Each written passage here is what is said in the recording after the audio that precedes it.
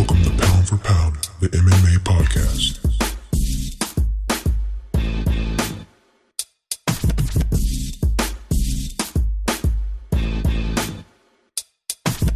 And now, coming to the mic, your host, Jalen Walker.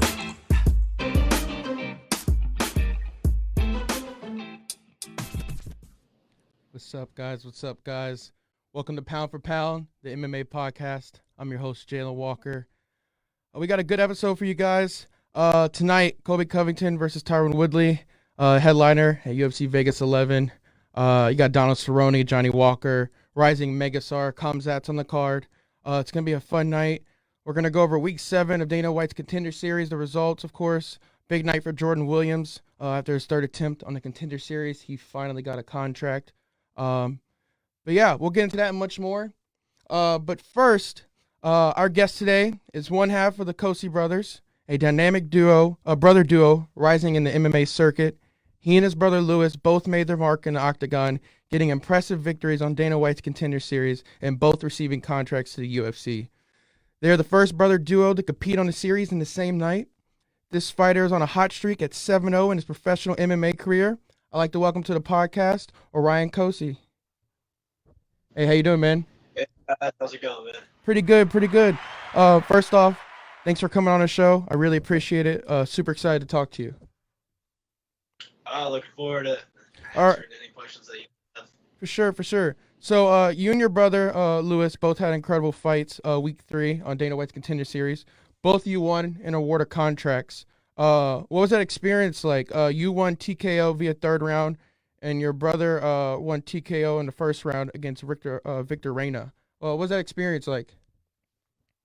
It was amazing. You know, all those years of hard work, the dedication, it just showed that it was paying off. It felt good, man. It felt like years of hard work paying off finally. And, it's just another stepping stone. That's all that was. It wasn't like it was the end of the run for us. That was just another fight. That was the fight that put us on the map, and now we're in the UFC. We can continue to show why we belonged in the UFC beforehand and why we'll continue to belong. Yeah, for sure. So I heard you had a bunch of friends put a ton of money down on you guys to win. One friend, if I'm wrong, put down $2,000 and won $19,000. Yeah, so I haven't heard from other people yet, but from what we're hearing, there's a lot of people who won a lot of money on us because they did the parlay on just the two of us. Yeah, it was 8-1 odds if you guys both won. Yeah, which is funny because a huge underdog, but I was a big underdog because they didn't have any footage of me really. And, that's a good thing. Like, my opponent didn't really have much footage on me, and I had footage on my opponent. I knew exactly what to expect going into that fight, and I took advantage of that. I feel that. I mean, yeah, there's not that much footage of you out there, but I think, we've got enough footage now. We know what you can do and how dangerous you are. And the thing was, go ahead. Like on Tapology, they don't really have all my fights on my amateur career. Yeah, they have hardly any of your amateur fights. Yeah, like amateur fighting, I think they just finally put up a third amateur fight, but I've had 7 or 8 amateur fights. And you were on a decent streak as an amateur too before you went pro, correct? Yeah, so I was 7-0 or 8-0 as an amateur before I went pro, but I was supposed to only be 5-6-0. But the week of the fight, leading up to my pro debuts, would always back out. People saying they had an injury, then finding out they were just fighting on another card, and they didn't want to fight for their pro debut and stuff like that. And I had that happen a couple of times, and then I went 2 years without fighting just because it was one of those things where I just nonstop training, working, and fights just backing out. And I told people I'm not fighting as an amateur anymore. And I'd have promoters hit me up and be like, well, come on, man, do us a favor and we'll do you a favor. I was like, go yourself. One of those things, I'm not going to fight for nothing. I'm past that point. Yeah, exactly. I only wanted 3 or 4 amateur fights. In fact, I didn't even think I needed amateur fights. It was one of those things where it's like, if you know how to fight, you know how to fight. You don't need to take amateur fights to figure out if you're a fighter or not. Yeah. And that was the thing for me. You can use it to hone your skills more. But at that point, I feel like no matter what I'm doing, I'm always honing my skills. I'm always trying to find a way to be better at everything I do. My brain is like a sponge. I'm able to absorb all that information all at once and then just learn it really, really fast because I just visualize it over and over and over. And I put it, not just visual training, but I put it into actual personal training as well. So I just wanted to fight, man. And it was just, I was fortunate enough to start getting my first pro fights just a couple of years back. And yeah, now 7-0, all finishes, and I'll never let a fight go to the judges. Oh, yeah. I don't doubt it, because with the judges these days, they've been The judges, trash. They need to start being fined for making trash choices. Either suspend them for a fight or two. Exactly. That way they understand like to have money taken out of their pocket, or fine them. It's just like the NFL, man. Look at what is it? The pass interference rule. Yep. How many times did a pass interference call that was a blatant pass interference not get overturned because the refs don't want to be wrong? Yep. What you start doing, find them. You have somebody who oversees the NFL refs, and instead of letting them control the game, someone needs to control them. That way they understand, hey, you can't start doing this just because. No, yeah, I totally agree with that, especially in the UFC, because there's been some insane scorecards. So even stoppages. I really think that if you were to get a ref and a judge penalized or suspended, right, some sort of fine or suspension because of a blatant miscall, then it comes down to one of the things that's like, hey man, call it. Who was it that just fought? And they said it was a low blow, but then the camera shows it wasn't a low blow. It was a legal shot to the body. That fight should have been stopped. That's the end of the fight. No, I totally agree with you. And you also have oh, go ahead. Sorry. A blatant misuse of being a ref. Like we've seen it so many times now where there's a fight that should be stopped and the ref's just letting one person get beat down viciously, but then if they turn around and say they get a lucky punch to drop the other guy, they immediately try stopping the fight. It's like, I feel like there's too much animosity now between refs and certain fighters. You have a ref or a judge who just doesn't like a certain fighter, so going into the fight, they're going to look for any excuse why they shouldn't score for somebody. Yeah, and I totally agree with that. And you've had some situations recently with Herb Dean, not saying he stopped 2 fights back to back that he refed in time. He's come out and apologized for it, said he wants to get better. But I feel like Herb and some of these refs do actually understand where you and the fighters are coming from, and they're actually trying to listen and talk to the higher up people to say, hey, well, if this is happening, this is why we do it. At least Herb is one of the people that actually comes out and explains why he did what he did. He's not going to sit and hide behind the decision. So I do respect him on that, but I 100% agree with you on the judging and the referees being held accountable at a higher level and being fined for making bad mistakes. I really do. I think that would be very beneficial to the UFC. I was going to say, if the athletes and the coaches of the sport, any sport for that matter, can be held liable, I also think that the commissioning body needs to be held liable as well. They can't just say, no, like, you can't speak out against it. It's like, I'm going to keep it real with everybody. I'll speak out against anything. No, and I think that's why people like you. Because you're up close, you tell the truth, and there's nothing really to hide about you. You're all out and open. So moving on, help me pronounce this. Are you? It's the town you're from, Wychpek? How do you pronounce it? Wychpek. Wychpek? Okay, Wychpek, California. It's a small community inside of the Yurok reservation outside of Northwest California. It's a small town. How many people approximately live down in there? Maybe 100. Wow. Less than 100 population. And it's a giant reservation. Yeah. So Wychpek is just one little tiny area. It's just like it's native land on native land. So Wychpek is a native name for the Yuroks. And so I'm part of the Yurok tribe. My brother's from the Yurok tribe. We got that from our mom's side. But you have Wychpek, Nachko, Pequan, all those different places that are given Yurok names. And what Wychpek is where it's the meeting of the 2 rivers, the Klamath and the Trinity River. It's literally where the Klamath Trinity River meets, and it becomes the Klamath Trinity. Interesting. And that's all. And that's is it in a mountain or is it like a valley? What is the landscape like? Valley. There's mountains, rivers. There's lakes, that's creeks, all over, hunting, fishing, you name it. Yeah, that's beautiful. Awesome. Yeah, I'm a small percent Cherokee through my grandpa's side. And that's very interesting. I didn't know that little subdivision was out there with all those um, different areas, and that sounds beautiful. To be honest with you, growing up there, you grew up there, correct? Yes, sir. That's awesome, man. That's awesome. So living in such a small town, it had to be hard to get noticed. What were some things you did other than going to Team Alpha Male, of course, to get your name out there? I wrestled my whole life, so I mean, Yeah. throughout the state of California and some other states, I actually was already known by some people. Okay. And just fighting alone in general, trying to keep a good head on my shoulders, trying to do what's right, and just without trying to be a role model. I guess I became a role model for the youth, not just in my small community and where I went to school, but out on the coast. So Eureka, Arcata, Ferndale, Del Norte, all those different places, even just from wrestling. Like, I have people come up to me and they just like my style, they like my brother's style. And, we have our coach Mike Lee to thank for that. He was there for a lot of it. And then, our assistant coach Dale Mendez, back when he was alive, he was there for all of it pretty much too. And so it's just one of those things. We had the right upbringing.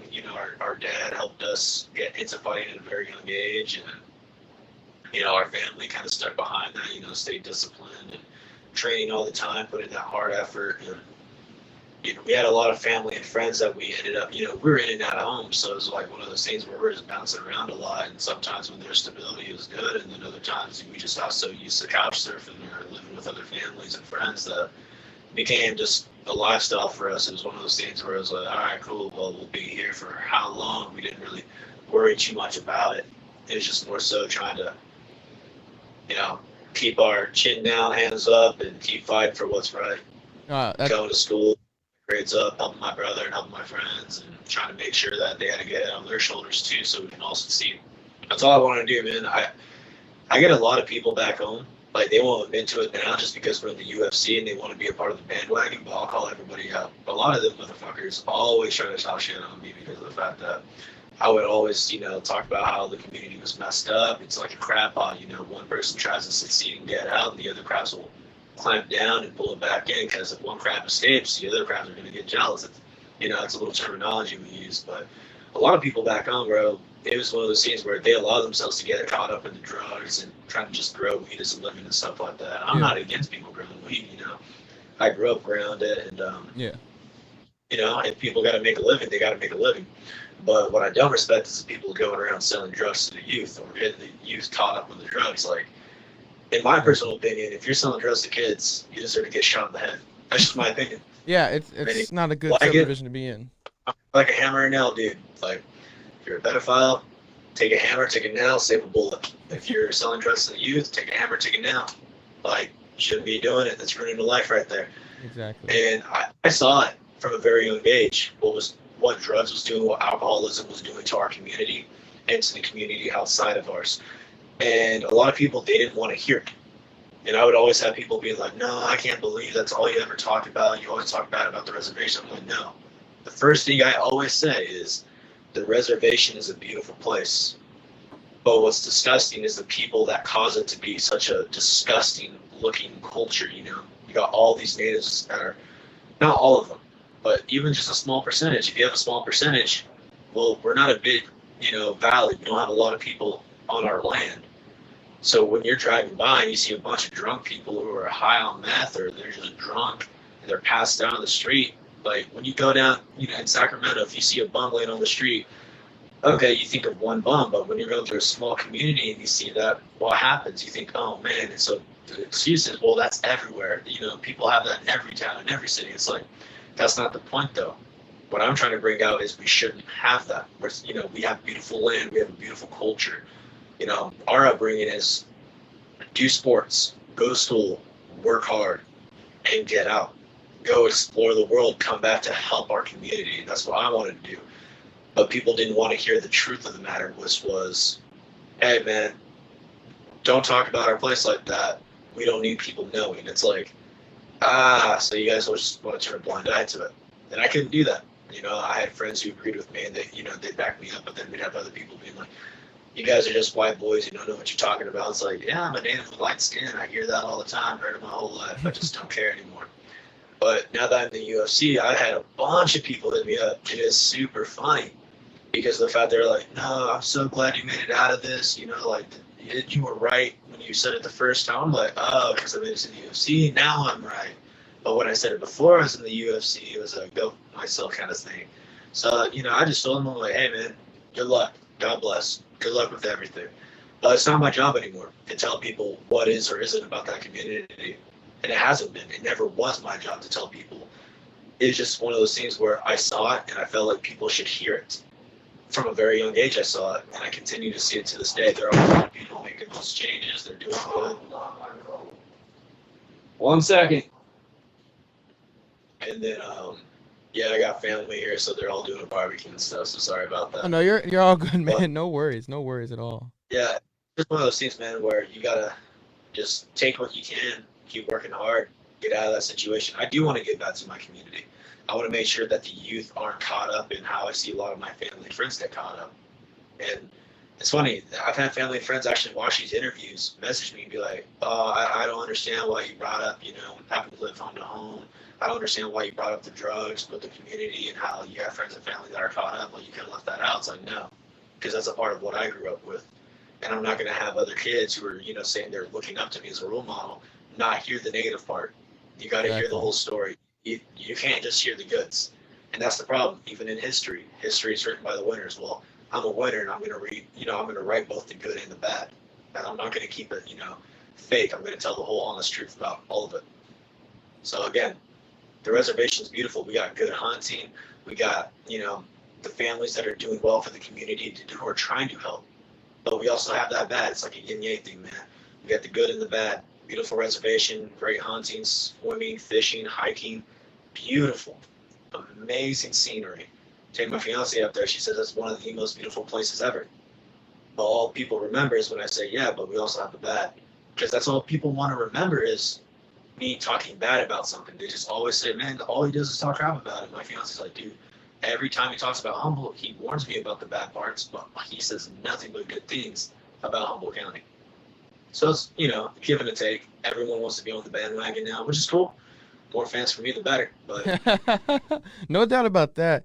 But yeah, I do respect you for keeping it honest, like I said, and just you're an open book, and I think people really appreciate that. So like you said, growing up was hard. You and your brother lived in separate households for a while. Did wrestling and like MMA help keep you guys close, or in like just growing up? What kept that bond between you guys there? I just always wanted to make sure my brother was taken care of. Even when we had friends come over, I always made sure they were taken care of too. I did everything for my little brother. I made sure that he was always protected. It's one of those things. He's my best friend, so I did whatever I could to help him out. He did whatever he could to help me out. It was like a give and a take thing, but it's more so I just wanted to make sure he didn't get caught up like a lot of our family did, and then like a lot of our friends. You heard him say, I don't know if you guys ended up watching like the post-fight press conference, but It was on YouTube. He said it himself. He said, if it wasn't for my brother, I'd probably be, on drugs or dead. And that's how I felt. If I didn't have my brother, it was one of those things where it's like, man, at any time, if I didn't have my brother, what else would I be doing right now? So I feel like we both helped each other out, and we're going to continue to help each other out. He's living a great life, and I'm living a great life, and we're always checking in with each other and making sure that we're living the top. Yeah, and I mean, you guys are a dominant duo. We'll get more into that here in a sec. But it's no secret you're a fan of Dragon Ball Z. You have Shinron tattooed on your arm. You have the entire "I'm the hope of the universe" quote from Goku versus Frieza on your chest. Yes, sir. When did this all start? Young age? Man, I grew up on that stuff. My brother and I, we grew up watching that. We straight up after school, go to our house, and just wherever it was we were living, we'd be like, yo, we gotta watch Dragon Ball Z. And so our dad, he ended up getting us like a bunch of Dragon Ball Z stuff. So the cool part was like, we never really got stuff, but I mean, we did. So the cool part was like our dad or our family, like whenever we won wrestling tournaments or if we like had good grades, they would get us stuff. But most of it was like, again, hard work, like digging holes, carrying dirt, water line, because again, we grew up in Humboldt County. What's Humboldt County best known for? So, we helped with like the fishing. We'd go out late at night and spotlight hunt, but we didn't really get a chance to shoot anything. It was more so like my dad or uncle or other family and friends that were with us.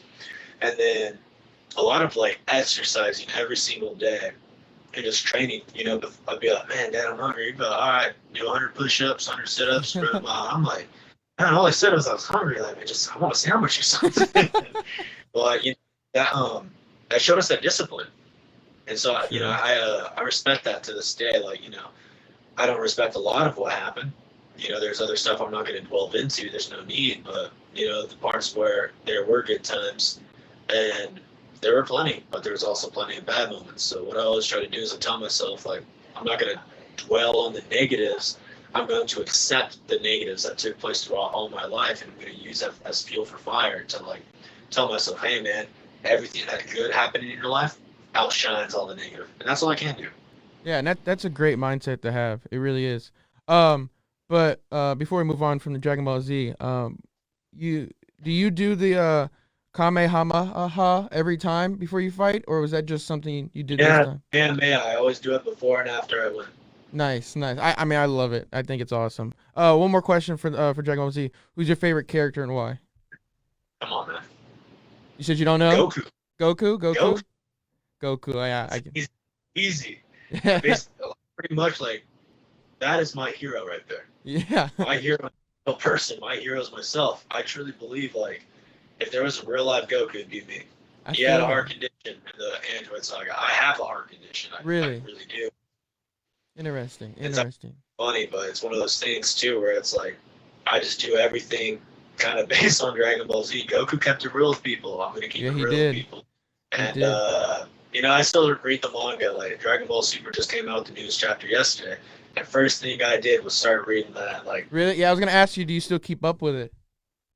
Always. That's awesome. Always. Man. I'm actually gonna add more to this you know, this piece right here. So I'm gonna get some shading. I'm gonna add like an energy aura around it, some electricity, shadowing, so it looks like it's actually floating on the arm. Oh man, that's gonna be sick. Later on, update this piece on my chest, maybe add some electricity around that. I'm not sure. Maybe just recolor. That way it looks fresh. Yeah. Where's that? Go ahead. Oh, I'm also a huge Legend of Zelda fan, so the next piece after I'm done updating these ones, I'm going to get a Legend of Zelda piece. Oh, that'd be sick. That's going to be really cool, man. That's going to be really cool. Yeah. But yeah, I mean, Goku, that's a great answer. The defender of the universe, the protector. I think that's super cool, man. So you went to college to wrestle, but you didn't stay that long because of some scheduling issues that from the counselors that overlap with your wrestling practice. Is that correct? Yeah, so I told the counselors I literally was going to school just to wrestle. Like, I'd keep my grades up. Because you had good grades, didn't you? You had decent grades. Oh, I'm not going to sit here and lie to anybody. I made it as soon as I found out I couldn't wrestle, I quit going to school. I quit going to class. I just focused on training. Yeah, I feel that. Because I got screwed up pretty bad. Like, they told me they made it to where I could go to wrestling practice, and then it turns out, hey, man, yeah, I could go to wrestling practice twice a week. And then the counselor tried telling me, well, you could just redshirt and wrestle next year. And I was like, that's not why I came up here. Your job was to help me get classes so I could go to wrestling practice. Yeah. So I just told myself, you know what? I don't actually need to go to school because the long-term goal was to fight anyways. Yeah. Did I want to wrestle in college? That would have been great. That would have been awesome. But I don't regret it one bit. I don't regret not going to school. Let my grades go to crap. I mean, I was, it was a 3.97 GPA in high school, or 3.96 or something like that.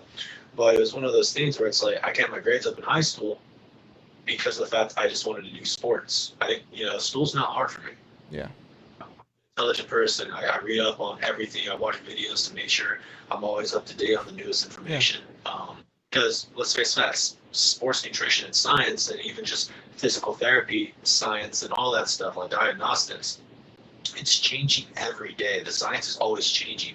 So I literally went to a class at Oregon State. It's for health wellness. The reason why, it was the first time ever Oregon State did it. And the reason why they had it is because they wanted to help freshmen prevent freshman 15, which is the typical freshmen typically gain 15 pounds or more in a negative way because the stress that may accommodate them with their first year going to college. It was the biggest waste of my time because that book was written back in 2002. I went to school in 2012. Everything in that book was so outdated. You were having to learn false information and you get an A on your homework, write in the false information. It was the dumbest thing. Even the history classes, like I'm a Native American, and I got told by my teacher I had no idea what I was talking about when it came to natives because I'm not a native. I pulled out my tribal ID card, I threw it right at her face, and I said, "Read that fucking card." Yeah. She literally looked at it. She looked down. She looked up at me, and she's all, "Can I please talk to you after class?" I was like, "No, I'm just some white boy who doesn't know what I'm talking about." And she told me she'd never been so disrespected. And I was like, "Really?" Because in this whole entire class, you just made it sound like I'm a white boy who didn't know what I was talking about. So it was just super funny. She just some dumb bitch. She had to feel kind of stupid after that. But after college didn't work out, you went home to train with your brother to help him for his first MMA fight, correct? Yeah, and that, that was a success. And right after that, he was like, "Bro, when are we gonna get you a fight?" I was like, "Let's go get one soon." Yeah, so that's And kind of what solidified you going into the MMA, going into that realm. we both that for a long time. Growing up, I always told myself, I was like, "Man, it'd be cool to play football." Like, I was a multi-sport athlete, so for me, playing any sport was easy enough. Basketball, football, baseball, soccer, you name it. I still have a little trouble with tennis. I ain't gonna sit here and lie. I just hit it too hard and it starts to fly everywhere. Still learning how to throw that the backhand and like the spins and stuff like that. I have fun with it though. I just like to play a bunch of different stuff. I just enjoy being active. But my passion was always wrestling. And growing up, my passion was always fighting. I knew I wanted to wrestle and I knew I wanted to fight. And I always liked kickboxing and boxing. I grew up watching all that stuff. So when I saw there was MMA, I was like, man, what better sport would there be for me and my brother than MMA? So make sure everything I love. No, and I think this sport's great for you. I'm glad that you didn't stick with wrestling and go only professional wrestling because you are an amazing fighter and you're very entertaining. You're very entertaining. But as an amateur and a pro, you were undefeated, racking up 15 wins in a row. 8 in a row as an amateur and 7 in a row as a pro, correct? Yep. Yeah, but for some reason, they only say you're on a 10-fight win streak, which I still don't understand. Because Tapology doesn't know what they're talking about. Yeah, they got to get their stuff together. I don't know anybody over there, but they got to get their stuff together. For Tapology prospect, according to them, I guess Matt Dixon was the number 4 unsigned UFC prospect. Which he's good, but I don't think he's the number 4 unsigned prospect out of everybody. Right, and so that was their thing because he fought on LFA. He was known, and the UFC's been trying to sign him for a couple of fights now. Bellator's trying to sign him for a couple of fights, and I'm like, cool. So I beat him. It moved me up to an impressive fact. It wasn't like you just won. Like you beat him. You beat him good. Yeah. It was a good fight. Don't get me wrong. I don't feel like he did anything with the takedowns. Like I got right back up on the first 2 takedowns. Third takedown. I went for a guillotine attempt. I fell after. Oh, no! When I saw you go for that guillotine, I got so excited. I wanted you to get the guillotine so bad. I wanted you. So I'm glad the guillotine because then, to me, it feels like he got the takedowns, but I was trying to press the pace on the action of the fight. Like trying to hit him. He had me against the cage. I was still popping him in the ear, hitting him in the body, and after that third takedown, I felt like I had the guillotine. I felt like all I had to do was readjust myself. So I was watching the fight. And I've watched it a couple of times, and I told myself, I was like, watch right here. I should have just threw my shoulder over more than sunk back in. And I saw that. I was like, dang, I knew I should have did that. But I also felt him slipping. I wasn't going to force something that was there. But after that first round, I was just pissed that it even took me down, man. I was like, you got to be kidding me. I was like, that's not happening again. And you're right. It was like, hey, I was like, he's not taking me down again. He's like, no, that's good. You're over. But then, he said everything he said. My coach, Brian, he said his words as well. And, I was just like, in my head, he's not taking me down again. And that's what I did, when he wanted to put me against the cage, it's fine. Yep. That's what we saw. I was like, oh, when he wants to wrestle, you just have to deal with the wrestling. I'm like, that's funny because I'm a wrestler. And if he wants to wrestle against the cage, I'm not getting tired here. No, not He's wearing himself out trying to get the takedowns. I'm wearing on his arms. I'm going to stay heavy. I'm a dense dude. I'm a big dude. Yeah. 70 weight class, I walk around with 95, 200 pounds. And that's me being lean. I'm lean 195, 200 pounds. That's remarkable. That's insane, man. And hey, you got some weight on you and some muscle, which is good. But you've had multiple armbar submissions, some TKOs. You won via Kimura against Daniel McWilliams at Bear River Fighting Championship 10. You also fought out of URCC, Rumble by the Bay, So You May Want to Fight, So You Want to Fight, sorry, and Rogue Fights. Fighting out of all these promotions, how did that help you improve your MMA career? Just going to this promotion, and are all these local, and how far were you traveling for most of these fights? Some of them were local. They were just right in the area, so 30-minute drive, hour drive. Some of them were out of the area. I flew to Wisconsin for my first 2 pro fights. I didn't care. I just wanted to fight. I don't care about where I. Those first 2 fights were against Isaiah Williams and Jesse Nutting. Yeah, I was telling my manager, give me a fight in Abu Dhabi. Yeah, dude, that'd be awesome. The world. I mean, you were in your conference and interview talking about how you just want to fight now. Like, give me a fight now. You're game to fight whenever. And just knowing that, just from what I've seen, all of these fighters that are like you, that are like, hey, give me a fight, give me a fight. Those are the fighters that get fights. They get booked. Like Dana and the matchmakers love that when you're available. They hate when they have to call someone, hey, are you available at this point? Oh, I don't know if my training. You're the type of fighter like, let's do it. I don't care what's going on. Let's get it done. Give me 6. You should be training year round. Yeah. People are making it because of COVID. Oh, I didn't get to train because of COVID. It's like, no, you chose not to train because of COVID. Yeah. Going into this fight, I wasn't in a gym for at least 2 months. Guess what I did? I went outside. I got people to hold mitts for me, or I did shadow boxing. I went and did sprints. I went hiking, swimming. It's really not that hard to stay in shape. But then again, you have the people saying how hard they were training. They were training their butts off. And there's videos of them in their gym training, and then after they lost, saying, I took the fight short notice. COVID affected my training. I promise to be back better than ever. It's like, shut up. Quit making it lost is superior to your opponent that night. Dude, COVID had nothing to do with you not training. You got to choose to train or not. It's really not hard. Simple concept. You're a fighter. Your job is to train. Your job is to get ready for fights. So, with that being said, what are you comfortable with? How many weeks out of a fight are you usually comfortable with? I don't care. Really? So, you'll take a fight week's notice? I'll take a fight week's notice. It's just a matter of fact of, can I make the weight? I'm not going to sit there and say, I'll be honest, be like, if it was 2 weeks, I can make weight. But if I'm walking around 188, 190, and they tell me, can you make weight in a week? Be like, I can do 175 maybe. Yeah, and I mean, look at Masvidal. He had to lose 22 pounds in a little over a week, and he did it, which still to this day, he didn't get I don't truly believe he was. He already knew. Like, let's face facts. He already made a post.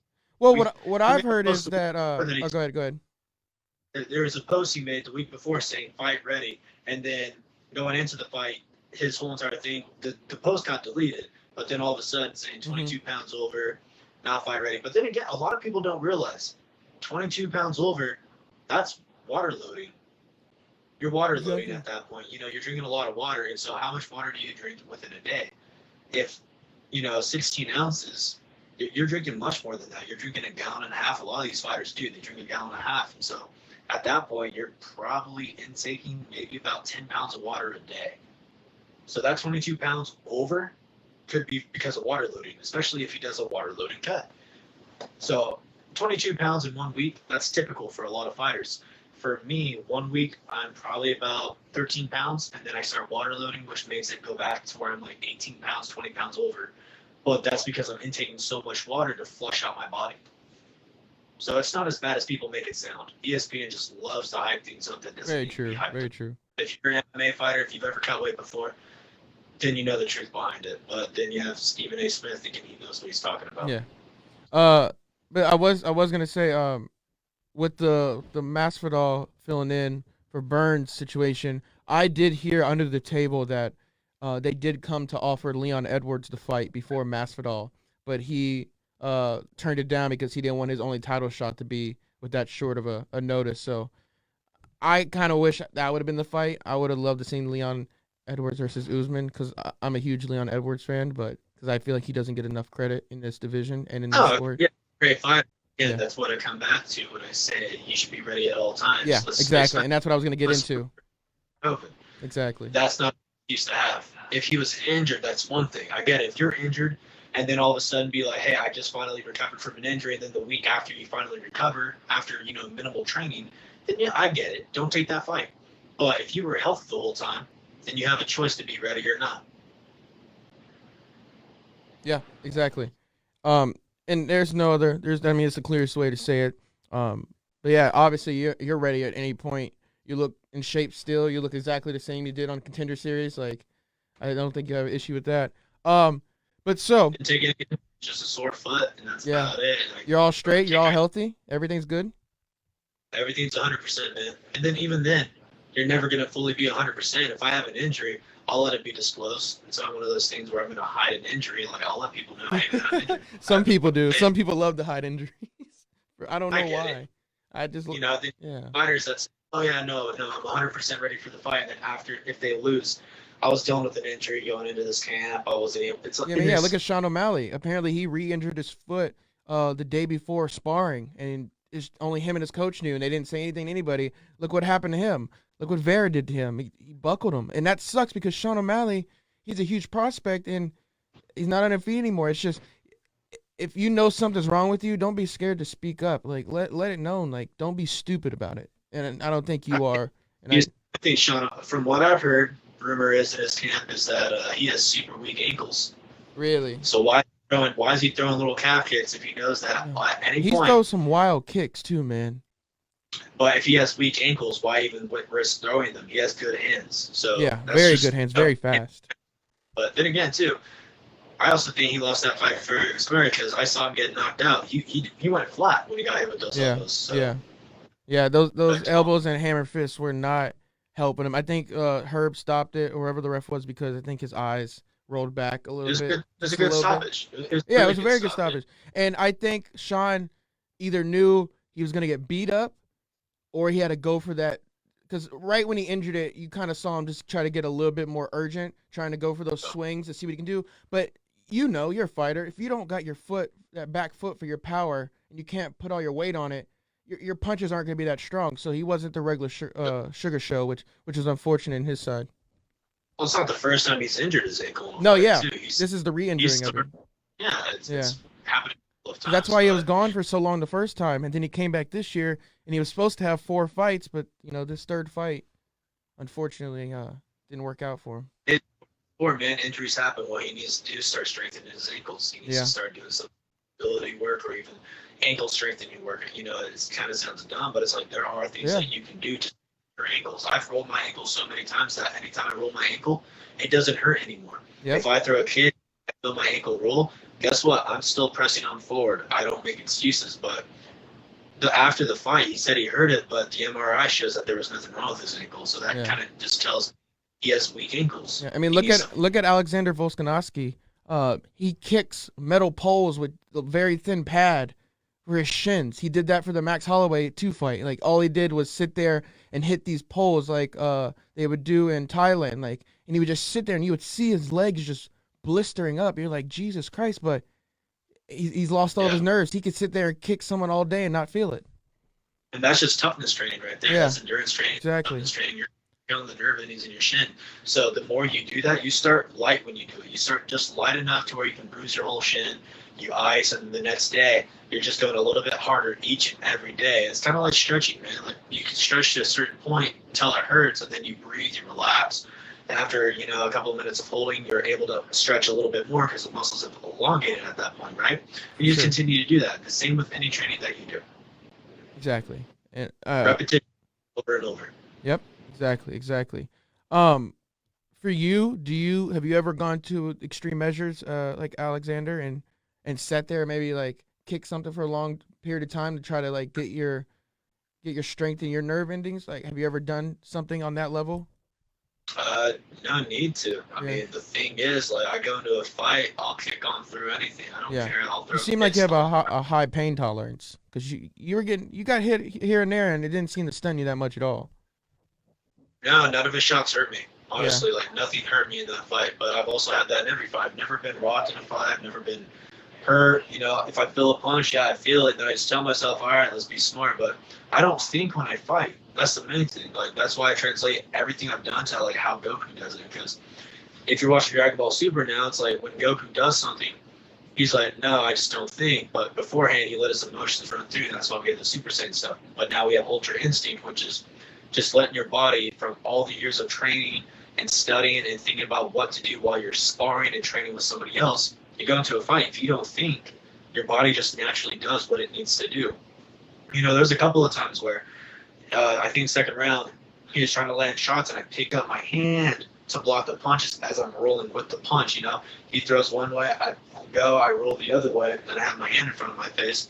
But that's something I watched and learned from a lot of boxers who did that, or even MMA fighters, because your hand is catching as you push into it, and then you can roll away from the punch. Even if they push through, you're rolling away from the punch, and it lines up that load. But I didn't have to think about doing it. I would just let my body do it. There's no point of thinking about it in a fight. I didn't think until in the third round he went for that takedown, and I'm hitting him, and I'm looking at Mark Goddard like he's not doing anything. He's all, if you want off the cage, you're off the cage. And in my head, I'm like, all right, motherfucker. And so that's when I grab him. Because this motherfucker, all right, cool. So I grab him, and then what did I do immediately after I looked at Mark Goddard? He said what he said. I put him on the cage. I imposed my will. I changed levels. I picked him up, dipped him on his head. Yeah. But the only time I thought about anything was between rounds. And then, even going into the third round, I told myself, I was like, he's done. I'm going to go beat him. I don't know if people notice, but I actually smirk and I smile going into the third round. When I go to touch gloves, I'm smiling because I already knew. I was like, I'm going to finish you this round. Yeah. I didn't have to say it. I just knew it. And then I let my body do its thing. And then I'm sitting there like, he doesn't want to fight. He just wants to hold on. He's hoping to get a judge's decision. Yeah, he wants to push it to those fishy judges' decisions. My thing is, once I hit people, they get scared. Doesn't matter who they are. I've had people trying to say they're going to outstrike me. Yeah. Because they're the better guy, but I don't think he really tried to stand up. I think he wanted to go for the judges, which doesn't make any sense to me because you got people in the Contender series like Anthony Romero. I don't know if you know Anthony Romero. He was just on the show, and he didn't get a contract, and he had an incredible fight, and it went to decision. So I don't understand that. I think that you should always be pushing for that finish, especially in the Contender series. You know that you can get the finish. If the other guy's just a tough SOB, then that's one of those things, man. If you put a 30-20 or 30-26 performance on someone and you don't get that Contender, if you don't get that contract, either Dana thought the other guy was just, can fodder, or he really just thought maybe hey, you should have been able to put this guy away. You just don't have that finishing touch yet. But then again, there's people in the UFC where there's just some tough dudes who do not get a finish. And it's cool to see that. It's man, they're taking a whooping, but they are fighting, and that's the heart that you want to see. 1 second. Oh, you're good. Take your time. We're going to give him a second. Get situated.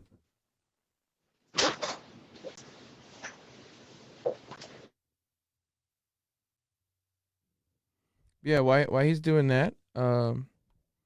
There's some news from UFC. UFC veteran John Dodson has now been released from UFC and is now a free agent.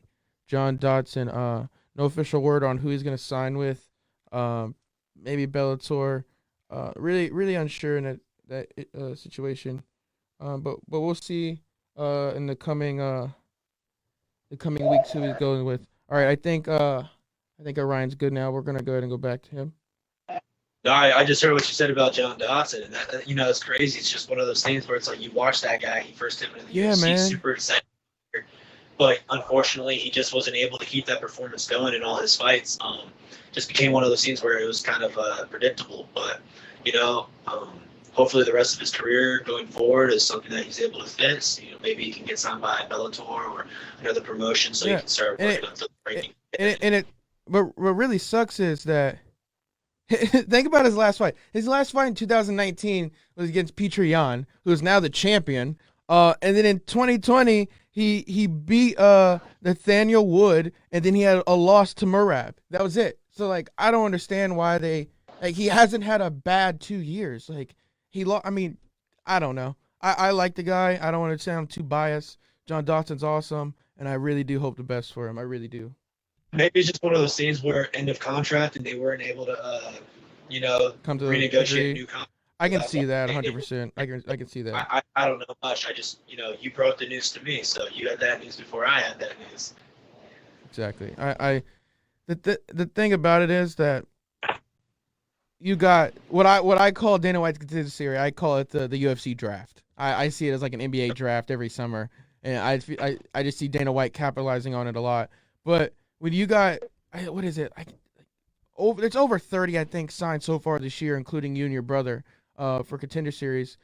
He has so many people coming in And he has so many exciting fighters and exciting up and coming fighters that, like with you and your brother, the world really doesn't know the Cosce name yet, but they will soon potentially.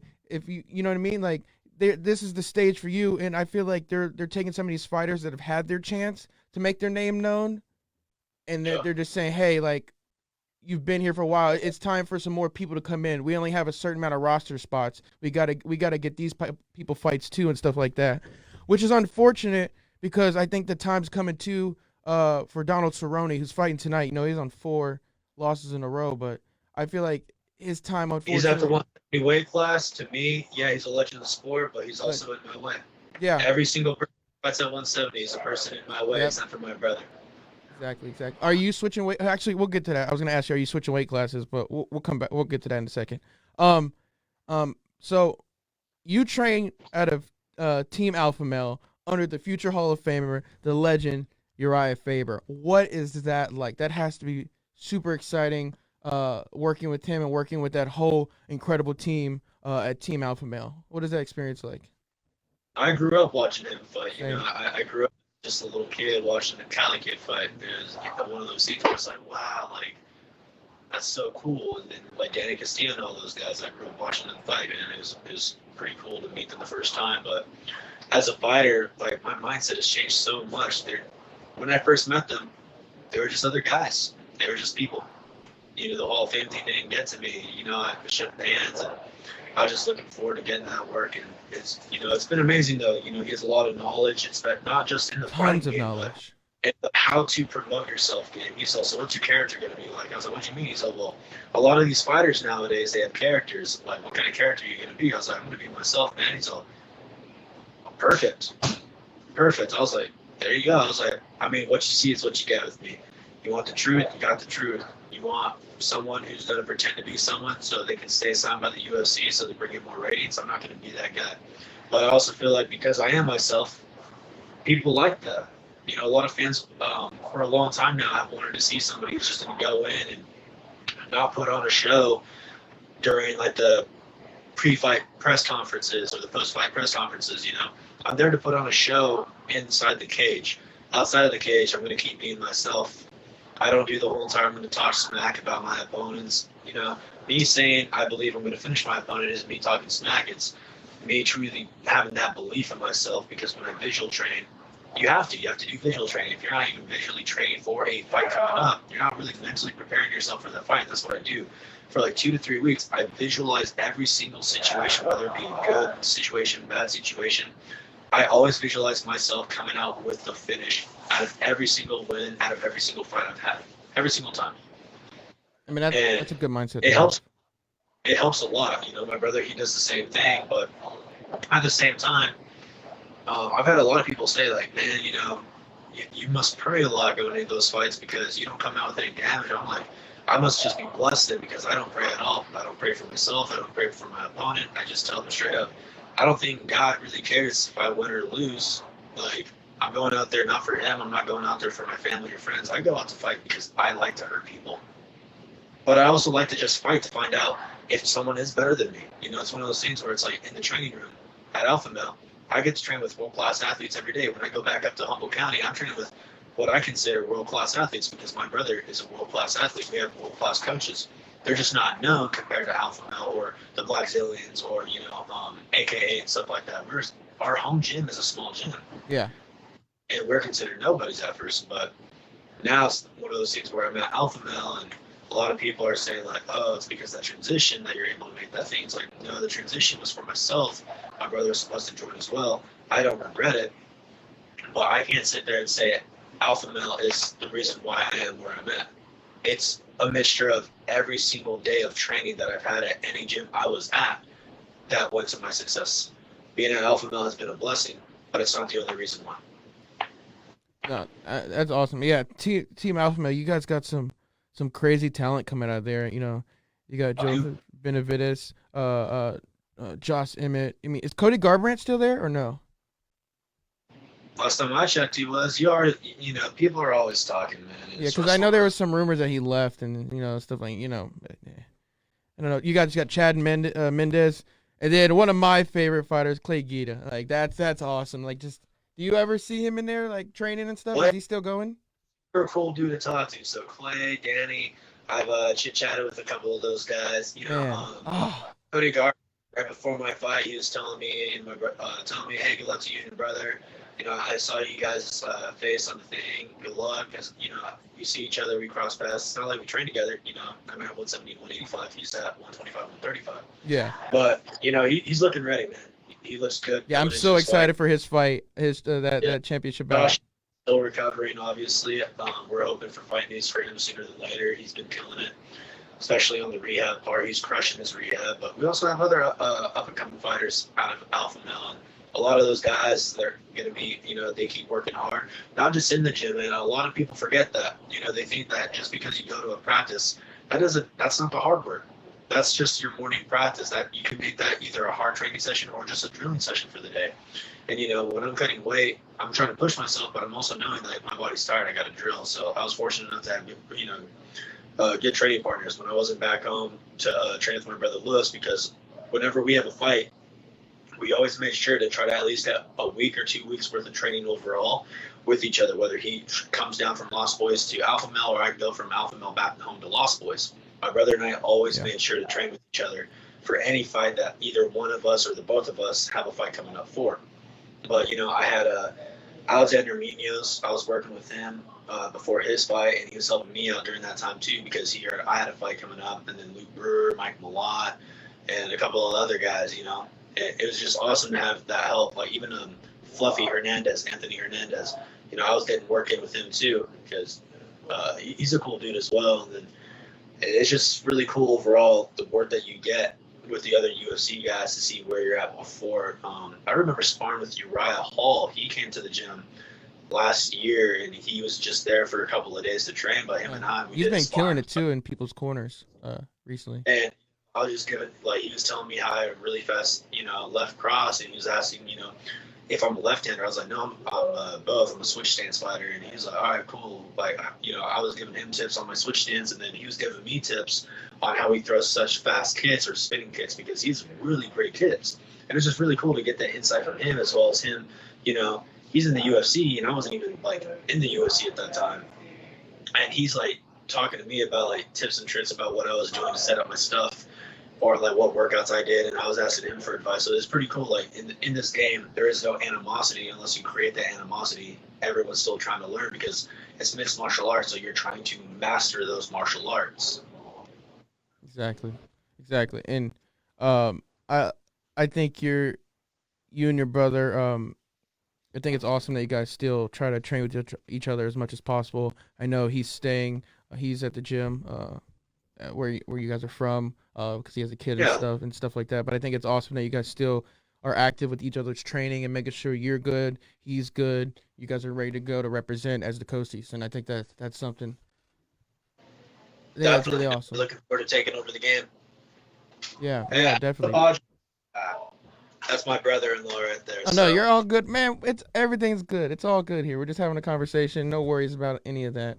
But yeah, you had an incredible victory over one of MMA's top prospects, Mac Dixon, with a via TKO in 4 minutes and 42 seconds of the third round on Dana White's Contender Series Week 3, like we've said.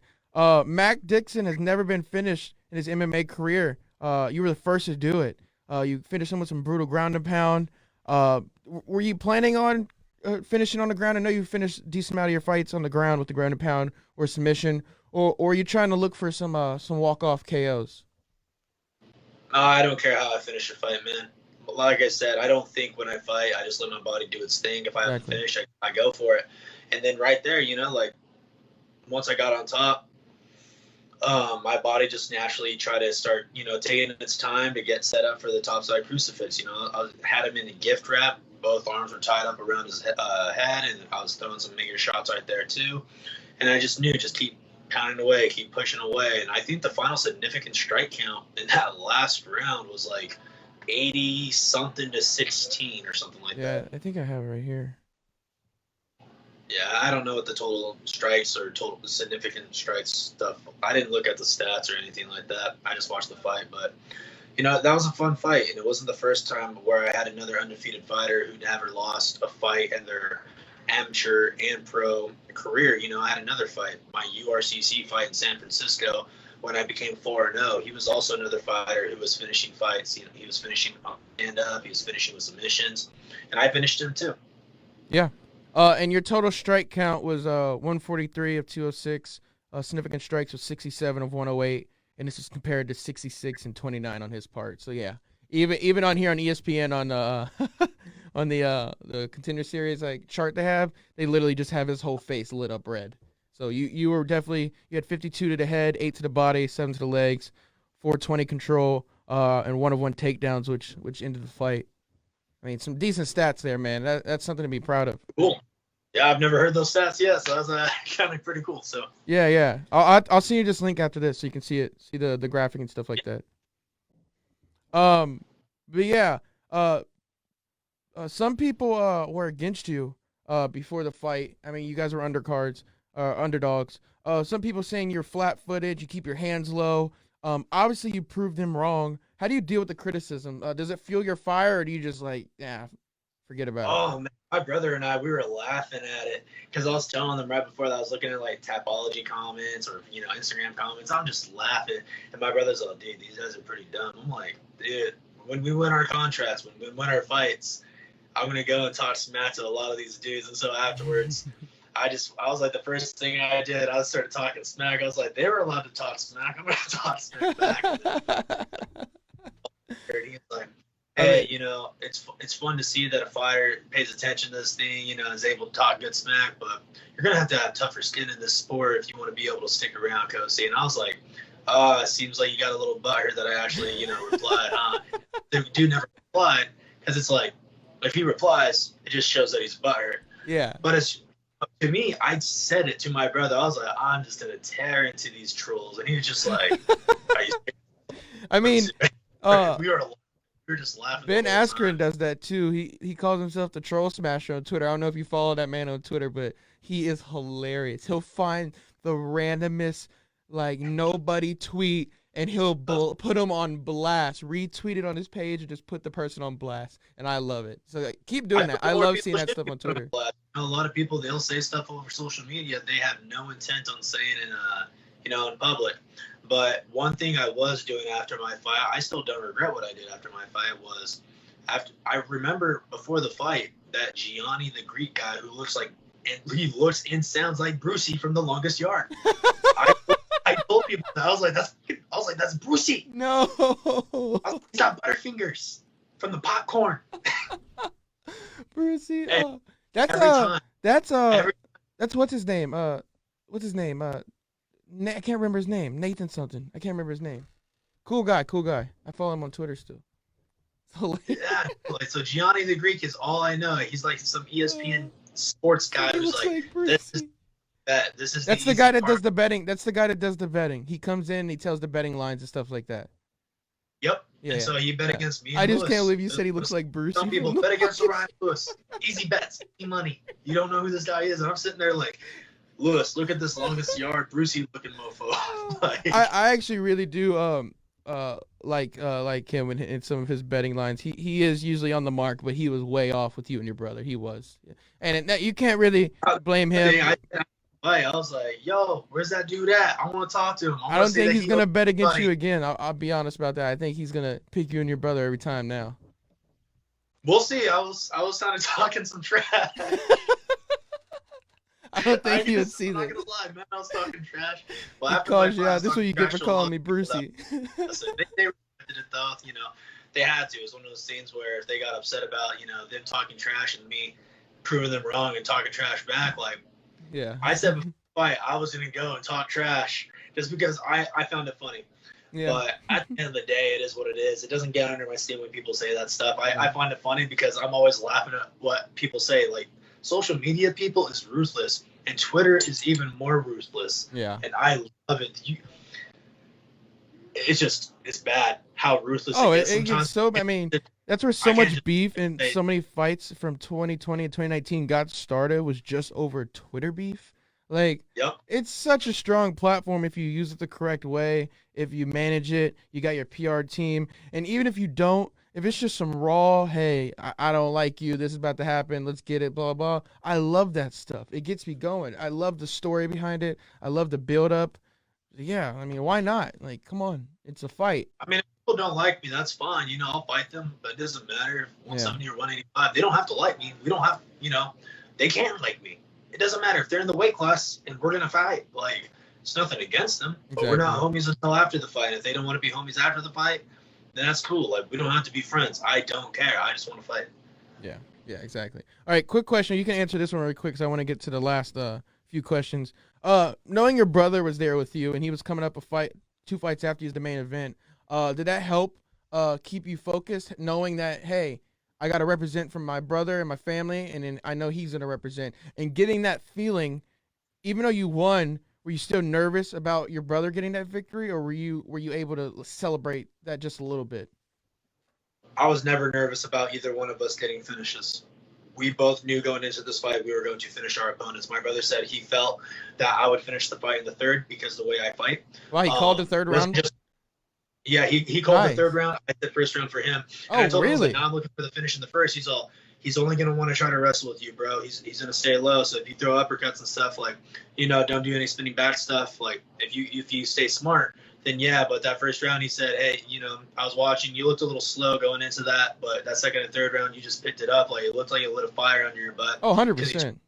Oh, yeah, no, it pissed me off. I figured he'd just try to take you down and hold you down to try to make you tired. But as soon as you got up, I already knew the fight was over in the third. we never once doubted. We never had any nerves going into the fight. Just emotion, just a lot of emotion because that's how much we believe in each other in every fight. We're never nervous that one of us may lose. We don't believe in that. I mean, that's the mentality you got to have going in. You shouldn't be going into a fight if you think you're going to lose. You know what I mean? Then you already lost at that point. So there's no reason to even go into it. But yeah, moving forward, I know you guys have both before Contender Series. You guys fought on the same card twice. Once as an amateur and once as a pro. Do you hope moving forward that maybe another day you guys both get to fight on the same card in the actual UFC? We fought on the same cards a couple of times. I mean, yeah. As amateurs, we fought on the same. I think that was our 5th time fighting on the same card. Was it the 5th? I thought it was the 3rd time. Okay, that was the 5th time? Okay. 5th or 6th time. We're losing you a little bit, I think. We fought an amateur tournament where if you won the tournament, you won some money. It's just one of those things where it just worked out that way. But we've also fought on other amateur events together, I think we fought on like 2 or 3 amateur events together, and then we fought on the URCC card together. And then we just fought on this card together as pros. So 5th or 6th time that we fought on the same card. Nice. Sorry, we're just trying to get your camera fixed real quick. We're just trying to get the overlay. It's just your the internet changes with. No, you're good. The internet just changes a little bit sometimes with it. No. There you go. Is that better? You're good. It's good on your end. All right. 1 second. While you're doing. There we go. No, we've already told our manager and we've told Dana White, like, hey, man, we're down to fight on the same card. And it was cool talking to Dana after the fight and everything. And we just let him know we're always down to fight on the same card or separate cards. Doesn't matter for us. And he really liked that. He really appreciated that as the boss man. He's like, man, you guys are something else. And, we've already told our manager that we want to fight on the same card. We don't have to fight on the same card, but we'd like to. It's more fun that way. Why only celebrate one brother's win when you can celebrate both brothers' wins? It's a lot more. Yeah. And it's just that storyline. You know what I mean? Like, I like it. I really do like it. All right. A couple more questions. You called out everyone in your post-fight conference and just your interviews after. I love it. From Tyron Woodley, who fights tonight, to Conor McGregor, man, you were throwing it out, saying, hey, let's get it. Whoever wants it, let's get it. I mean, there's no way that midget McGregor would ever beat me, but he did. He's done a lot for the sport. He made it to where he changed he went from Mr. Mac to, talking a lot of smack to people. But that was the thing. He went from being a humble fighter to letting it get to his head, and look what he did against Khabib. Yeah. He brought up his wife. He brought up his family. He brought up his religion. He brought up his country. There's just some things you don't do as a fighter. Talk smack about the other person all you want, but why was anyone surprised Khabib did what he did after the fight? You know, Conor McGregor's team kept doing it too. Like, they were trying to, you know, make it about religion, race, country, family. But Khabib never said one thing about their family. He just kept it personal between, you know, McGregor and his team, because they were all talking smack. And then after even during the fight, McGregor says, "It's just business, man. It's just business."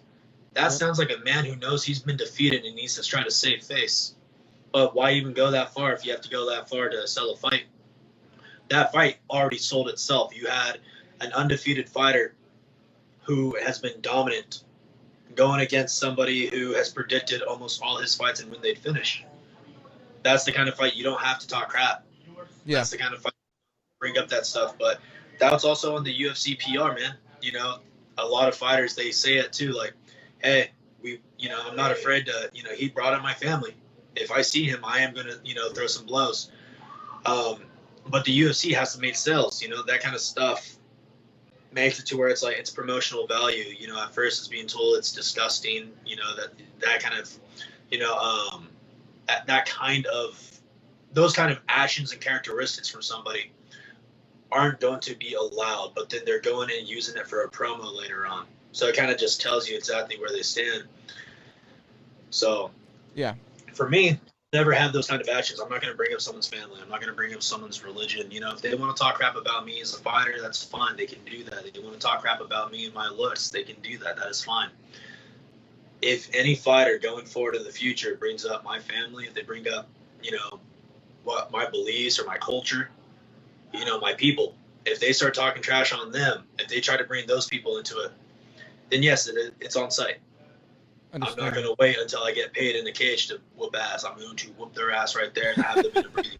I don't blame you, man. I mean, that's the type of mentality I like to see in fighters. You know what I mean? Like, you guys are ready to go. Warriors, man. That's all they are. They're social media warriors. Yeah. And the problem with that is they think that they can get away with talking all that smack. But look at Cheeto Vera and what he dealt with going into the Sean O'Malley fight. They were talking about his kid. Sean O'Malley and his training camp were talking about Cheeto's kid. You just don't do that. I mean, he dyed his hair the Ecuadorian flag. Like, what were you doing? There's some things you don't do, man. So I'm glad Sean O'Malley got knocked out. That guy's a punk. And then I guess afterwards he was trying to act all cool. Like, go fight week, he was trying to pretend he was cool with Cheeto. Cheeto was telling people, like, no, man, if he tries to come up to me, like, don't be worried. And so, like, it's just one of those things. There's some things you just don't do. I don't care if you're trying to sell a fight, but don't sell a fight in the wrong way. Look at Khabib and what he did after the fight. That guy was pissed. Yeah. And Khabib had every right to be as mad as he was. Yeah. Because the UFC and the commission didn't do anything to prevent it. Yep, exactly. So that's just what it is. Some people have to sell fights in their own way, but you should let your fighting and the person you are sell your fights. So McGregor, he used to be a real fighter, but then he became a fake fighter. I don't know if he's real anymore or not. Going to that Cerrone fight, it seemed like he matured a lot, but nowadays it kind of seems like he's his old way. And I don't think he's fully retired, even though he says he is, because the USADA just came to his yacht to get him tested when he was on water. Well, yeah, they literally just they kept him in the rankings. He's only in the rankings for a reason. So Daniel Cormier was taken off the list. Yeah, unfortunately, we'll never see DC fight again because he's only going to fight for titles. And man, that still hasn't hit me all the way. You know what I mean? That we're never going to see that man fight again. He had a great career, and it's awesome to watch him. And I look forward to potentially being able to talk to him about his career in the future. After one of my fights, if he's ever doing the commentary for the fight, I'd love to pit that man's brain apart. You lucky man. You lucky man.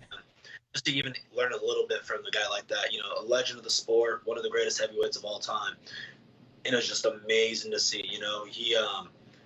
He had the one fight where he was never able to get through, and that's against John Jones. But John Jones is a freak athlete, and he got caught, cheating in the sport, and he got away with some stuff that he shouldn't have been doing. But it's one of those things too, where John Jones before that was just a freak athlete.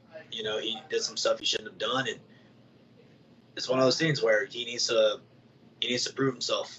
Yep. You know, not just by winning again, but he needs to prove himself by sticking to the course of not going back down that path. And a lot of these fighters, you know, look at Colby Covington. I called him out for being fake too, and I called Tyron Woodley. Well, he is fake, to be honest with you. Woodley, he's lost 10 rounds to none. He went from champion to being down 10 rounds in a row. He's lost 10 rounds in a row. Think about that. Yeah, it's not been too good for T Wood. Hopefully he turns it around here, but I do completely agree with you that Colby's fake. He pushed that persona. Went from one of the most humble fighters, but does anyone remember that? No one remembers Colby Covington when he was humble. Yeah, and everyone remembers from Brazil on after he beat, I think, Damian Maia. Yeah, he talked about Brazilians and how they're all, you know, animals, and they hated hearing it. But you always hear from people how bad Brazil is because they're always being held up, they're always being robbed. Yeah, and a lot of the Brazilian fighters, they move out of Brazil because they can't deal with it either. They just didn't want to hear it. It's kind of the same thing I say to people. It's like, I got out of that area because I knew that if I got stuck there, there's nothing there for me back on the reservation. You don't hear that from Brazilians talking about Brazil, though. They just want people to hear that it's beautiful. They don't want to hear about the negative parts. But besides that, like, Colby Covington was supposed to get win or lose against Damian Maia. He was told that he was going to get cut from the UFC. Wow. Win or lose. He was going to get cut from the UFC, and then after that fight, he did what he did. His PR went way up. That means the UFC wants to keep the bad guy because now people want to pay to watch him lose after what he said. And so he keeps doing that character. But I was just at the UFC PI, and they're telling me how, like, my brother and I were some of the most humble people, super nice, genuine, like they really liked it. How we just, held ourselves. And we're just being ourselves. Like, we weren't acting a certain way. And then they're like, but you guys want to know something crazy? We're like, what? They're all, Colby Covington is one of the genuinely most nicest people you will ever meet. And we were hating his guts. We hated the way he proposed himself. And we thought that's how he really was now. No, but it's all an act. They just had him, and they're like, one of the nicest guys you'll ever meet. So it's crazy. It's like, yeah. I hate that. I don't even think he fully supports Trump. I think he just wears that hat just to get show. We have MAGA versus BLM right now. Yeah. Look at that. That's a title fight, and this should have been a pay-per-view. But to put it out there, I know Tyron Woodley did come out and say, hey, guys, I am going to be wearing that on my press kit, but this fight is about me. And he said, please don't just support me as a fighter because you support Black Lives Matter. Only support me if you actually support me as a fighter. So I thought that was a cool thing for him to say. Yep. He separated the two things from him and him as a being, and I thought that was the perfect thing he could have done. I thought that was awesome.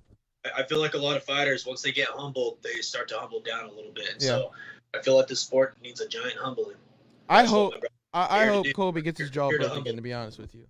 I mean, do you even know who his coaches are right now? Because he left his former team. Like, who's in his corner? I don't pay attention to any of these dudes, really. Like, I hear stuff from my brother. I hear stuff from other people. And so that's where I get most of my information on stuff. But when it came to the fake fighters, man, that's one of those things. It's kind of easy to see, like, who's fake and who isn't. Like, here's one of the dumbest titles I've ever heard of, the BMF title. WWE stuff right there. That is the most.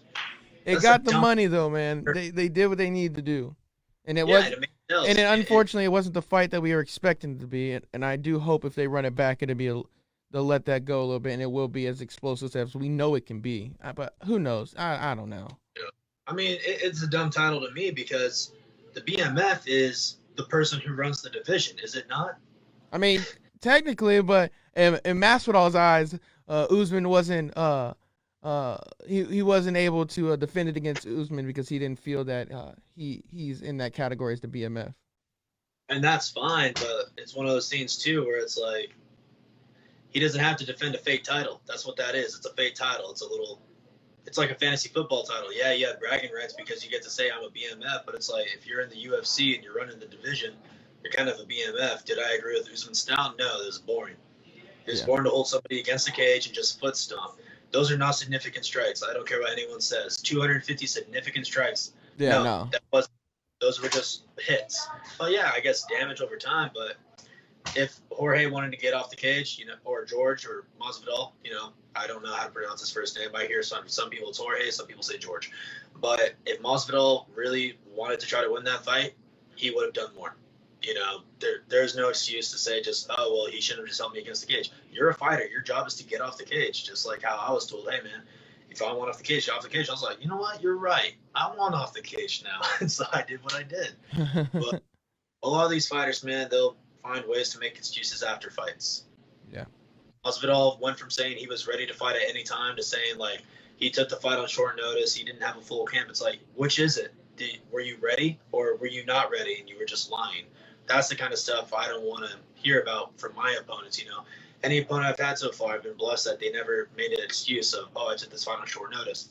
All of them said before the fight, hey, I've been 100% ready for short notice fights. I've been 100% ready for any fighter. Then after the fight, super humble. They said, you know what? They got the better of me tonight. They're the better athlete. They're the better fighter. I was fully prepared for this. And I've been fortunate enough to not have a fake fighter to deal with. And, what the UFC and it's just sports in general needs right now is a little bit of humbling. So yeah, and but okay. I do got to get going here within the next 5 minutes. I got the fiance, she ordered a bunch of stuff for our new home. And oh, no, 100%. She's telling me I got to start putting the dresser and the bed together. No, you're good. I just got a few more questions for you real quick. That's fine. So we'll just rush through these.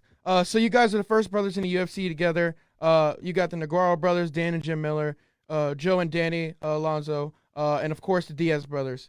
Does it mean something to possibly put your guys' name at the top of this list to be some of the best brothers to do it in this industry? We've already told ourselves that's our goal. We want to be the top of the Awesome. sport as we don't want to be the top of the sports as individuals. We already know that individually we'll kill it, but we also know that being brothers is going to help us kill it even more. Look at the Burns brothers. You got Gilbert. Yeah, I forgot about the Burns brothers too, yeah. Good for him. Really good for him. He went from 155 to deciding, hey, 155 is just too hard of a cut. I feel like I could do better at 170. And now he's at 170, killing it, and he's about to fight for the title. He's another guy in the way, but all hats off to him. Much respect to him. Yeah, for sure. I completely forgot about the Burns brothers. Thank you for bringing them up. Not a problem. Diaz brothers, it's cool. If Nick Diaz comes back, awesome. Oh, I feel like Nick and Nate are the two people who need to be more active in fights instead of just, saying like they're going to sit and wait for 2 years and then take a fight. But I grew up respecting them. I've always grew up watching them. So, as a kid, there were some of I was one, biggest fans. I even got to meet Nick Diaz at Aftershock. It's a metal concert one year, took a photo with him. We talked about Dragon Ball Z. Super chill dude. If he's making a comeback, good luck to him in his career. I hope, as a fan of the sport as well as an athlete, that he does do good in his comeback. Yeah, for sure. I'm very excited about Nick Diaz. He's a dynamic fighter.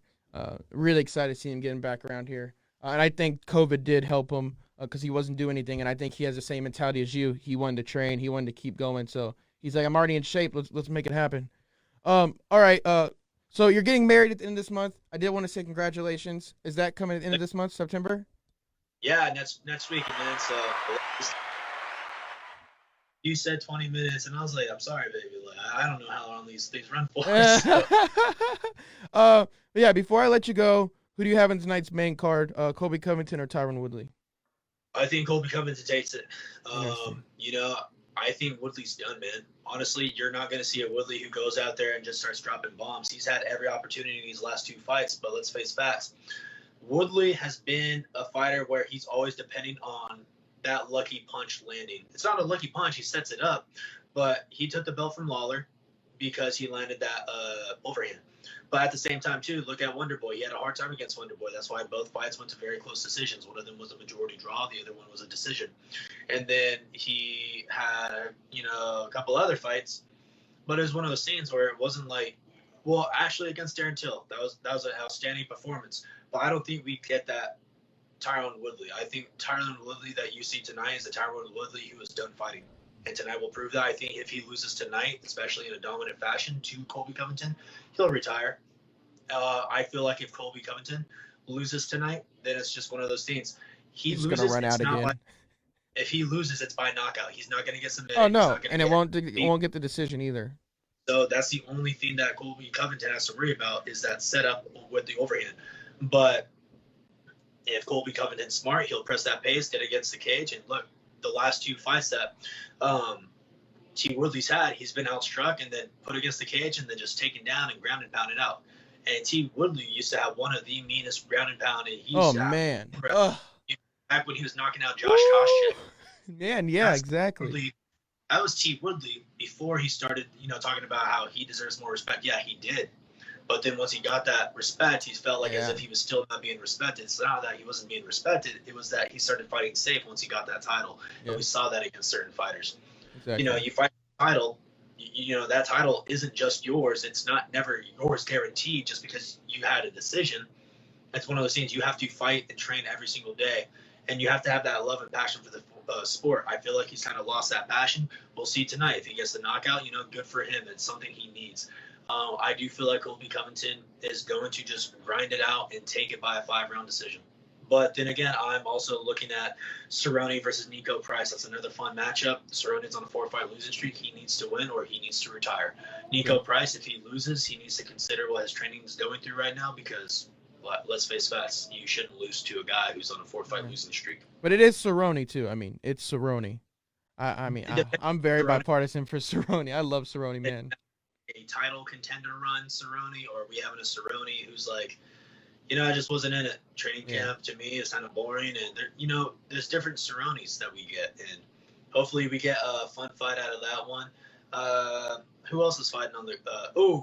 Chimaev. So my brother and I, we actually saw Chimaev at the UFC PI this weekend. Really? I never got to talk to him, but my brother said he was a super nice guy. He walked up. He was like, "Hey, brother, how you doing?" They chit-chatted for just a quick second, but he's a respectable guy as well. But I'm actually excited about that fight because we have Chimaev. He's a 70 and an 85-pounder. Yeah. So I want to see how he does against another 85-pounder that is a little bit bigger than the last 85-pounder he fought and does have that wrestling experience with the jiu-jitsu. So I'm excited about that fight. I'm looking forward to that one. Yeah. And you also got Johnny Walker versus Ryan Spann, Mackenzie Dern versus Ronda Marcos. I think Johnny Walker goes out there, and if he's the Johnny Walker that we've seen where he is a little bit flashy, he'll throw off his opponent and he can get the finish. Mackenzie Dern, kind of boring to me, so I'm not going to really look forward to that. So I'm taking you are taking Khamzat against Gerald Merchant. You think he'll get that dub? I think he can if he fights smart. We've seen him just in his last 2 fights in the UFC just take it straight to the ground right off the bat and get a lot of ground and pound. But it's not going to be as easy this fight. But I will say this: I love the crap talk that he has. He's amazing. I'm gonna take you. Give me your black belt if I beat you. Like, and I grapple with brown belts and black belts, and I'm beating them too. So belts don't matter. Belts are based on pure jiu-jitsu. As an MMA fighter, you're doing a mixture of wrestling, striking, and jiu-jitsu. So for me, if he does submit, what's his name? Khamzat or Gerald Merchant? Merchant. Yeah, it's some people say Merchant. I say Merchant. It's an AER or something. He's like, give me your black belt if I submit you. Yeah. And he talked back, but it was kind of just awkward that he was like, all right, whatever. Like you can tell that Mir wasn't really trying to talk crap, and I respect that he's like, a fight. But I do got to get going now. All right, definitely, man. I do appreciate you coming on. I look forward to doing this again. Once I get fight news, I'll post about it. Yeah, of course. And we'll let everyone know when that happens. Everyone, Orion Cosce. Appreciate you, man. Take care, guys. All right, let's switch over. Go ahead and switch over to the main camera, Andrew, for me. There we go. All right, ladies and gentlemen, that was Orion Cosce. I appreciate him coming on. Great guy. Super entertaining. Looking forward to him in the future. I'm going to go ahead and just finish the rest of the show real quick. I'm going to try to get just this stuff through here real quick so I can go ahead and go watch the fights for tonight. But yeah, Contender Series Week 7. You got Williams came in his 3rd time in the UFC Contender Series, got the dub. Anglin, Lombardo, you got Wolf, and you had Driscoll from American Top Team, I think. He got the dub also. Great fights. Interesting night. Not a lot of finishes. Not a lot of stoppages. A lot of decisions and so on and stuff like that. I was pleased with it. I was pleased with the decisions. I think what's his name finally deserved that chance, and he got it. What's his name? Jay Williams. So congratulations to him. And now, guys, probably the biggest fight card of the year. Not fight card, fight night card, non-pay-per-view. You got Colby Covington versus Tyron Woodley with the co-main event of Donald Cerrone and Nico Price. Super pumped about these fights. I'm really excited. You got Kevin Holland versus Darren Stewart, middleweight. You got Kevin Holland at minus 240, Darren Stewart plus 188. Kevin Holland's 18-5-0. He's riding a 2-match win streak. He won 5 of his last 6 following a brutal loss via unanimous decision to the number 2 ranked light heavyweight Thiago Santos. Santos fought as a middleweight for that bout. Since then, Holland has been unstoppable. He's been dominant. He's back on track. He's got that strong orthodox style striking. Holland lands 4.65 significant strikes per minute with 55% striking rate. His 51% takedown defense allows him to typically keep him on his feet. But with half of his win via knockout, I would expect a powerful performance from Holland for this bout. Very, very excited from Holland. Darren Stewart, 12-5-1. He's also known as a dentist. Fought just over a month ago, getting a submission victory over Makai Pitolo. Also an orthodox fighter. Stewart looks to get to the ground more than Holland, converting 1.32 takedowns per 15 minutes. He achieves 43% of his takedown attempts. Holland has fought twice this year, splitting the bouts 1-1. Both Holland and Stewart fought during UFC Fight Night 174 earlier in August, so they should be in a rhythm and ready to get back in the octagon. Holland, given his dominance as of late, will open as the favorite. Interesting fight. We'll get my pick here for a second. Let's go ahead and move through these because I do want to get to these fights. Mackenzie Dern versus Ronda Marcos at strawweight. You got Mackenzie Dern, 15th in the world in the division. She's 8-1-0. Dern is coming out of a bout with an 8-1 record. The 27-year-old started her UFC career on a 7-match win streak before finally dropping one to number 12, Amanda Ribas, in October of 2019. Five of Dern's 8 wins have come from submission, and the other 3 by decision.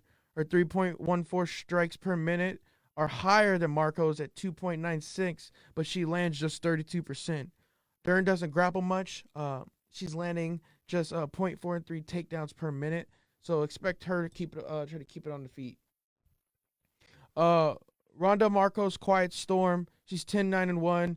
Marcos is coming off a decision loss back in March. As for Marcos, she'll enter the fight with a 10-8-1 record. Marcos is coming off a loss to Ribas as well. Having both fought earlier this year, neither is taking an overly long layoff. That said, Marcos' record may be deceiving, as she'll have the best win of the 2, defeating number 13 Angela Hill back in early 2019. Marcos is the more experienced fighter, with her being in her 20th UFC match. 1.35 takedowns per round, 4 wins by submission. She's clearly more of a grappler than Marcos. This could come to who wins the fight style, with Dern being more of a boxer and Marcos being more of a prone to grapple. Both will enter the bout standing 5'4" and having a 63 reach advantage. So physically, there's little separating the two. Their stances are also the same. The biggest difference to note is Dern is 8 years younger. So that's going to be a really interesting fight. Super fun fight at strawweight. And then, light heavyweight, you got the guy, Johnny Walker versus Ryan Spann. You got Johnny Walker. He's 17-5-0. Walker is currently ranked 11th in the light heavyweight division. 14 wins by knockout, 2 by submission, and 1 by decision. He has a striking accuracy at 70% and a grappling accuracy at 100%. He lands 4.01 significant strikes a minute while absorbing 3.58. Walker has a takedown defense at 69% and significant strike defense at 30%. He also averages 0.43 takedowns and 1.30 submissions every 15 minutes. We got Ryan Spann on the other hand, 18-5-0. Spann is currently ranked the 12th best fighter in the lightweight division, 4 wins by knockout, 11 by submission, and 3 by decision. Superman has a striking accuracy at 43% and a grappling accuracy at 30%. He lands 3.32 significant strikes a minute and absorbs 3.01. So not too bad. Span has a takedown defense at 60% and a significant strike defense at 50%. He also averages 1.13 takedowns and 1.90 submissions every 15 minutes. I'm excited to see Johnny Walker fight. I really do enjoy his fights. Now, at middleweight, you got Khamzat versus Jared Merchant. That's who we were just talking about, me and Orion. But yeah, Khamzat 8-0. He's currently undefeated and has stacked 2 wins so far in the UFC. His fighting resume shows that he has 5 wins by knockout and 3 by submission. He only has 2 fights with track stats, and there's really nothing there. You know what I mean? If we combine those first 2 fights together, he literally outstruck both of his opponents 88-1. This is insane. He's an aggressive striker. However, he will be going up against a more modest fighter in Merchant. Merchant is coming into the octagon after a TKO loss back in June. 31-13-0. 6 wins by knockout, 23 by submission, 2 by decision. He has a striking accuracy of 42%, grappling accuracy of 43%. He lands 3.31 significant strikes while absorbing 3.38. Merchant has a takedown defense at 46% and a significant strike defense at 51%. He averages 2.34 takedowns and that's every 15 minutes. I'm really excited to see Khamzat. He's one of the first fighters to be double booked. He has this fight, and he's also booked for another fight. But yeah, I thought he's going to be co-main event, but they're not going to give that to him over Cerrone. Understandable. Cerrone versus Nico Price is going to be an incredible fight. And that's what we're going to get into now. Donald Cerrone versus Nico Price at welterweight.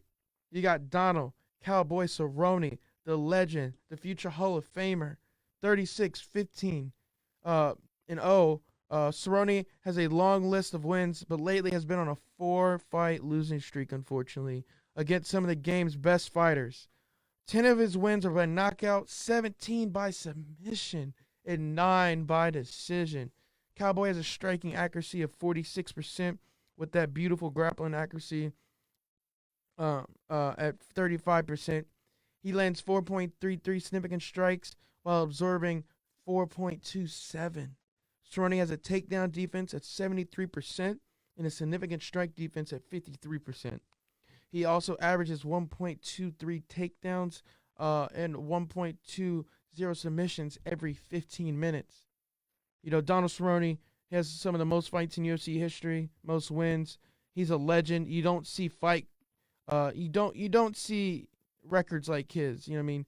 If he would have won these last 4 fights, think about it. He would have been at 40-11. 40-11 in the UFC? Man, that would have been insane. Oh, so unfortunate, so unfortunate. But I'm excited to see him fight Nico Price, who's 14-4-0. Price is coming off a TKO loss back in May. 10 fights by knockout, 3 fights by submission, and 1 by decision. The hybrid, as they call him, striking accuracy at 38% and a grappling accuracy at 23%. He lands 4.32 significant strikes a minute, absorbing 5.46. Price has a takedown defense at 61% and a significant strike defense at 49%. He also averages 1.0 takedowns and 1.10 submissions every 15 minutes. Let's get it. I'm excited for this fight. I think Cerrone, I'm not even going to say anything. I just hope it all goes his way. I love Cerrone. I really do hope he gets this win and stops his losing streak. I really do. But on to the main event in the evening. Colby Covington versus Tyron Woodley at welterweight. Covington is 15-2-0. Covington is currently ranked as the second best fighter in the welterweight division. He recently left the American Top Team, and he's going to be fighting with, I don't know who his coaches are. I don't know what's going on. Leave it at that. 2 wins by knockout, 5 by submission, 8 by decision. Colby, a.k.a. Chaos, has a striking accuracy at 37% and a grappling accuracy at 51%. He lands 4.17 significant strikes a minute while absorbing 3.02. Covington has a takedown defense at 78% and significant strike defense at 55%. He's also averaged 4.91 takedowns and 0.20 submissions every 15 minutes. I don't know what's going on with Kobe and why he left his team or what the situation is, but we'll see tonight. He's going against Tyron Woodley. T. Wood, 19-1 or 19-5-1.